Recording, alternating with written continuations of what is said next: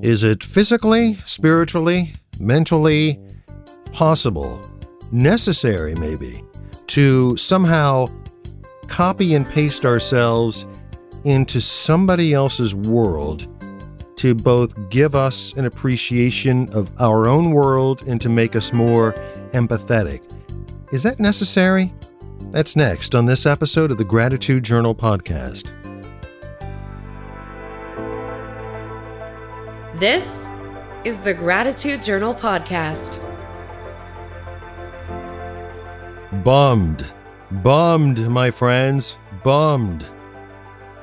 Oh man, I just hit play and record to start off the recording of this episode of the Gratitude Journal podcast when my wife sent me a text and told me that the great and now the late great Henry Hammerin' Hank Aaron died. This is horrible. This is horrible. It's Matthew here. Boy, I hate starting off a podcast like that, but it just seems like 2020 just wants to bleed into 2021 with unrelenting force. Man, oh man. How Hank Aaron could move those wrists through the strike zone for that bat to make contact with a ball is, I believe, unmatched. It's really amazing how the figures that I grew up with are now starting to either not perform anymore or are simply unable to perform because they're no longer with us. And Hank Aaron is one of those luminaries. I mean, you know from past podcasts how much of a baseball fan I am. So the death of Hank Aaron is really representative of my era growing up, and those ball players are quickly becoming late great ball players. So it pains me to start off the podcast in such a negative way, but I can't react in any other way but to be extremely saddened by the death of Hank Aaron. So we move on. Hello, Matthew here. And sorry about that.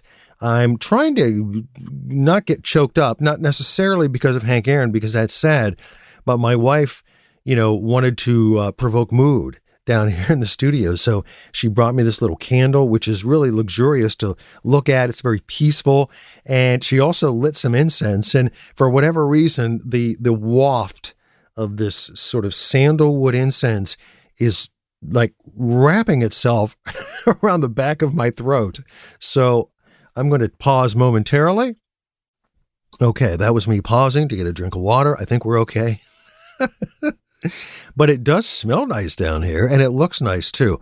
And it's necessary here in the basement lair because it is very wintry outside. I did my walk earlier, and I really had to bundle up, and I really had to watch my step because there were certain places on the sidewalk where the ice kind of looked like a hockey rink. And it's just one of those days. It's overcast and it's a little windy. It's very chilly. The temperature's really not climbing out of the upper 20s and is just typical January. And Donna has been marching around the house over the last 5 days doing her, spring countdown. And that countdown just seems like spring is a long way away. So my suggestion to her, which is in turn a suggestion to me, which is in turn a suggestion to you, is to not count the days. Just focus on this day. Make this day work and get something out of this day. So luckily for me, I get to lay down a podcast and have a walk-in already, did laundry. We'll do some grocery shopping after the end of the workday and prepare for a weekend. It is a Friday here in Northeast Ohio, and it is also a day where we have a new president. So that's still sinking in, just trying to let myself absorb that truth and moving our way through yet another day.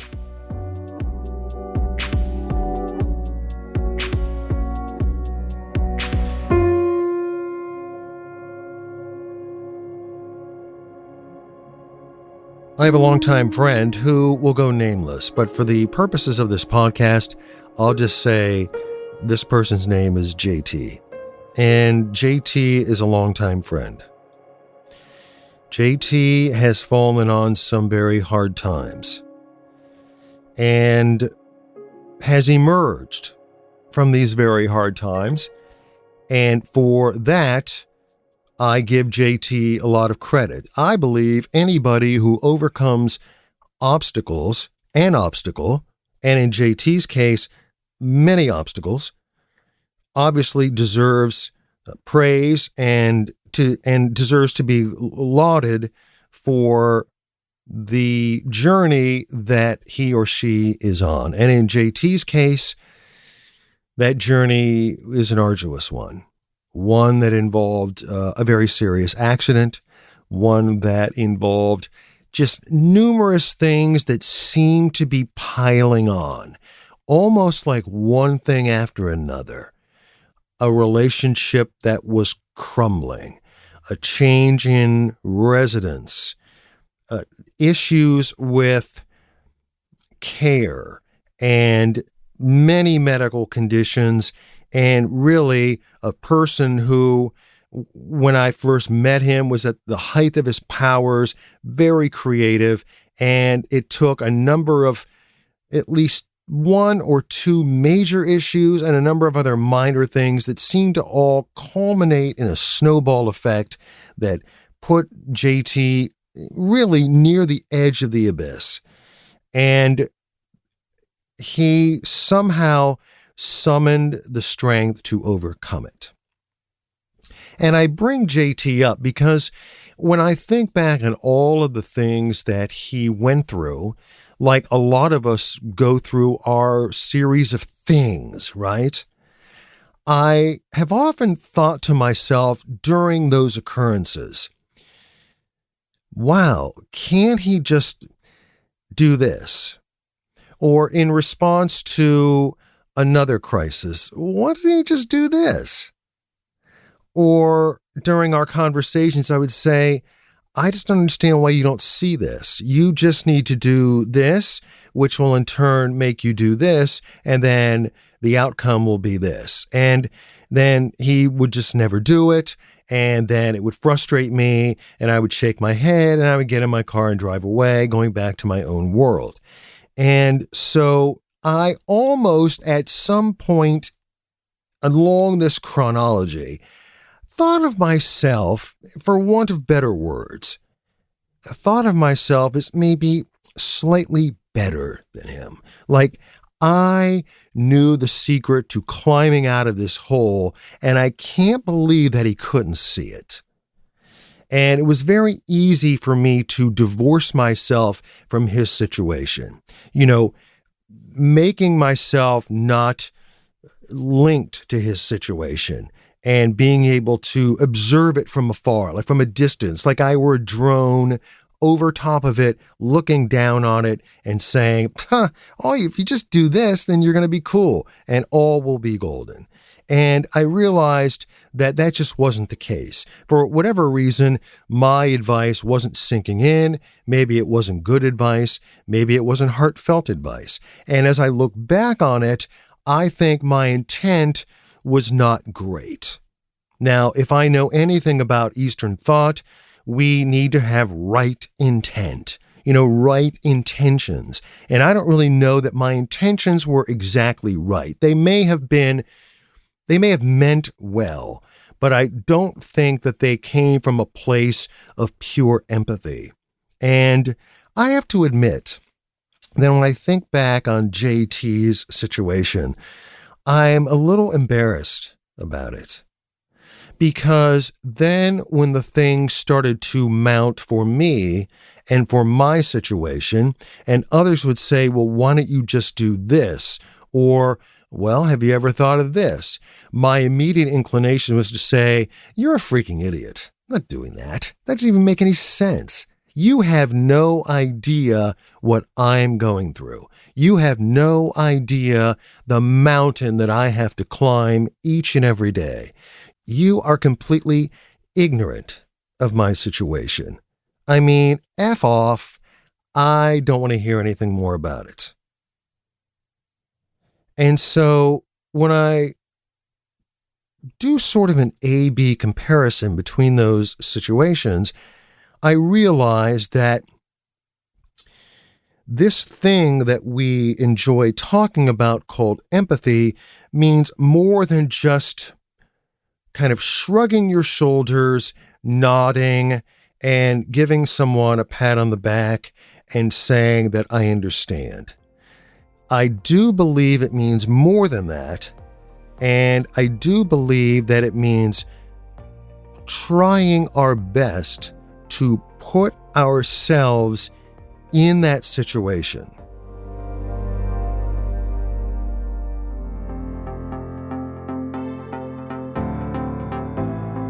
Speaking of being at the height of one's powers, it was 2006, and I really felt like I was at the height of my powers, my radio creative powers.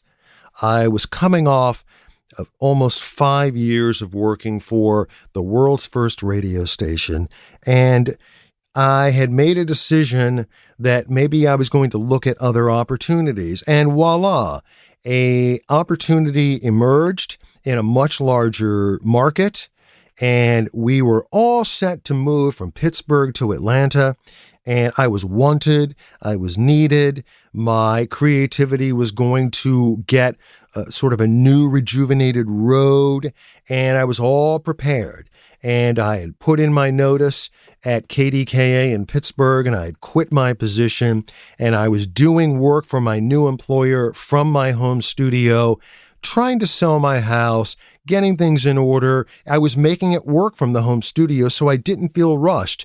I was thinking, wow, I'm going to end up at the end of 2006, we're going to move south, and I'm going to start this new career. And everything was just golden until I got this call one day, and I remember the day. It was December 20th, and I got a call from the person who hired me, not even 5 months after I had quit my position at KDKA and joined their team, when the person on the other end of the phone said, "We have decided to completely blow up the radio station, and now you no longer have a position with us."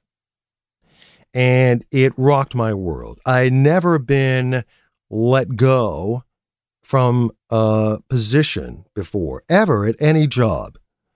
And it was life-altering. It was mind-numbing.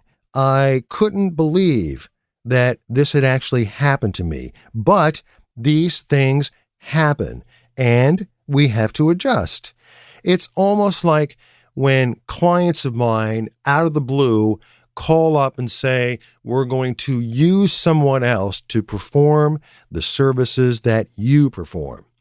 And it's almost like that scene that I've probably referenced before, in Goodfellas, when the guy gets in the car and the guy behind him takes an ice pick and jams it in the back of his neck. I mean, 1 minute he's talking, ratcheting, going on and on about what sandwich he's going to have at the diner, and the next minute he's no longer even on the earth. I mean, it can happen that quickly. And you're probably thinking, well, that's a really crude analogy to make, but that's really the way it is. I mean, there's no love in it. There's no way to be gentle about it. It's just, it is what it is. And now I don't even get phone calls.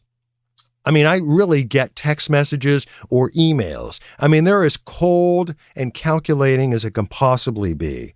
These things happen. They're a part of the world, and we want other people to understand what that is. We want other people to understand what we're going through. But there's really very little way to communicate the essence of those things, the essence of getting that call where all of a sudden you're going from the height of your powers to zip, or you are trudging along, doing your thing, and all of a sudden, boom, the hammer comes down.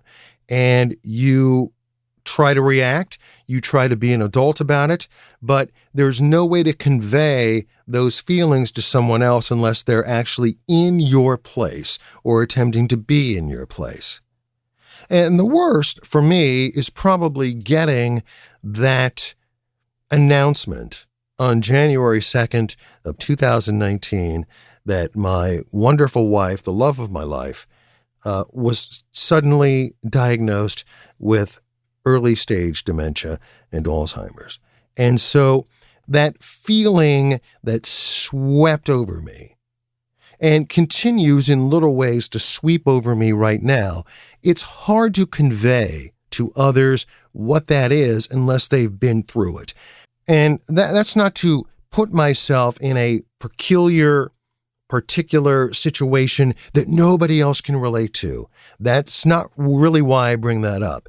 I bring it up because it seems natural that while people may understand or share some commonalities, they're not in your shoes and you're not in their shoes. But it does beg the question, is it possible that we don't do enough to be in each other's shoes? Like, can we really understand somebody else's situation? And even though we can't totally understand it, do we have the duty to try to be better at making ourselves more empathetic to their situation by trying to understand it more deeply?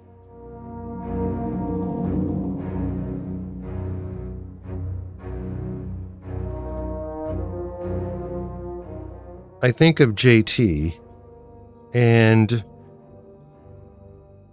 I am a little ashamed of the things that I thought.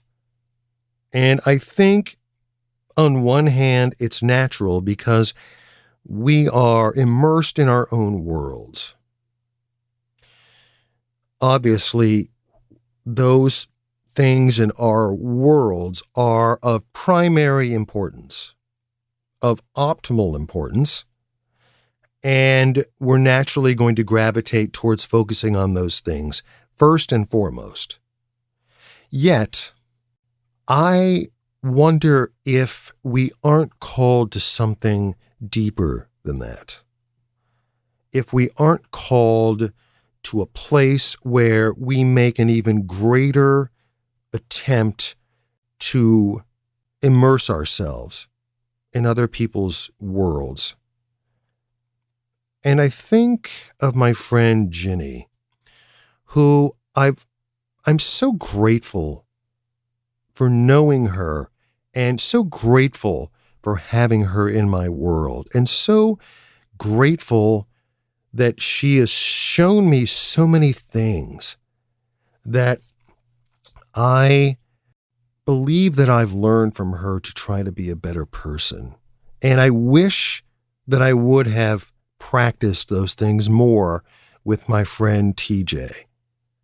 Because Ginny is the kind of person who is very selfless and is very quick to make sure that she knows that she's thinking of you. She's the only person in my world who sends me a birthday card.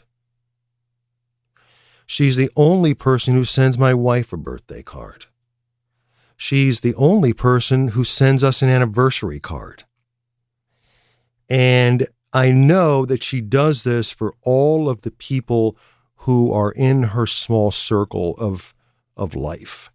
And it's not just the card, it's the thought. It's the way that she tells me that she's detached from it and yet makes it known that she is empathetic about where I am in my place in life, and has always been that way since the first time I met her in 1977. And so I do think that my role as a human is to be an empath and someone who strives to be a better empath. And I need to learn from my mistakes with TJ. And I need to remind myself of my embarrassment at even remotely thinking that I knew how to handle my problems better than he knew how to handle his problems. Because I've learned throughout these instances of losing jobs and losing clients and losing some of the most important person in my life due to this disease, that we are beholden to one another, that we need that empathy, that heartfelt empathy from others. And I don't know how that factors into science. I don't know how it factors into theological thought. I'm not sure exactly how it factors in to our physical well-being, the clinical after effects of this. But what I do know is that it feels like a responsibility, and it's a responsibility that I need to be better at.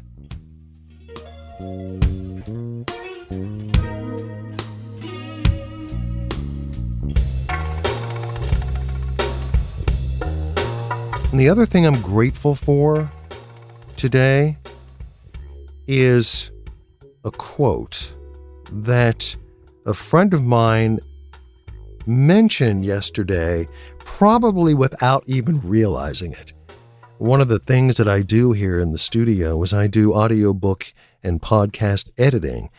And during one of my sessions doing audiobook editing, Troy, the narrator for whom I do some work, mentioned a quote that appeared in the book that he was reading.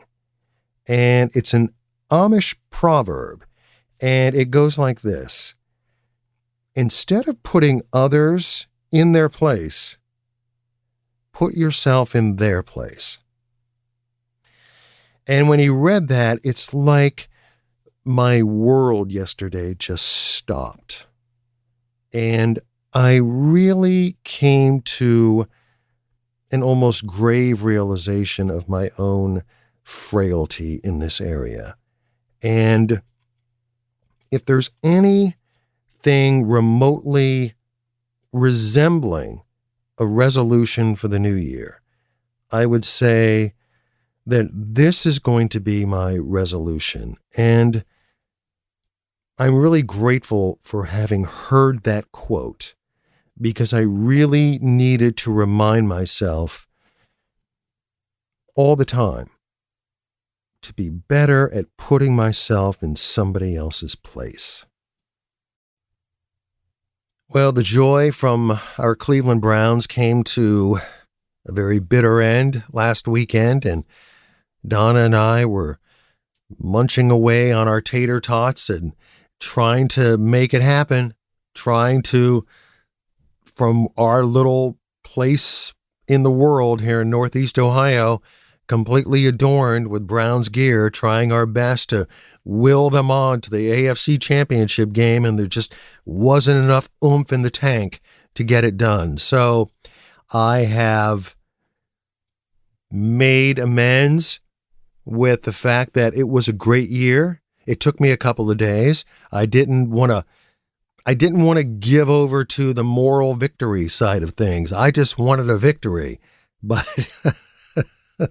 I realized, and I say this to Donna, I know we just scored a touchdown, but I know it's not going to change my world. Like, I still have to get up tomorrow. I still have to do the same stuff that I normally do, and I have to do it at a high level so that I protect us and hopefully do the things that I'm supposed to do.